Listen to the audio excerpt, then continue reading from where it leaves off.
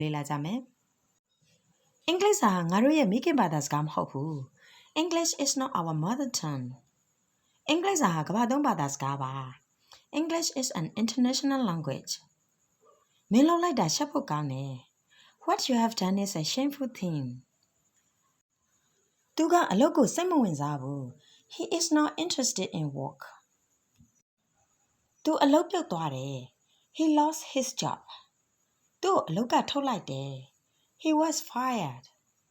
ဒီတစ်ချိန်မှာတော့အင်္ဂလိပ်လိုစာတန်းထုတ်ပေးထားတာကိုလိုက်ဖတ်ပြီးတော့အပြောလေးကျင့်ပေးပါအင်္ဂလိပ်စာဟာငါတို့ရဲ့မိခင်ဘာသာစကားမဟုတ်ဘူး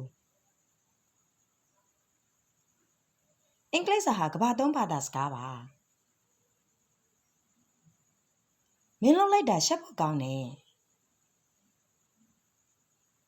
သူကအလုပ်ကိုစိတ်ဝင်စားဘူးသူအလုပ်ပြုတ်သွားတယ်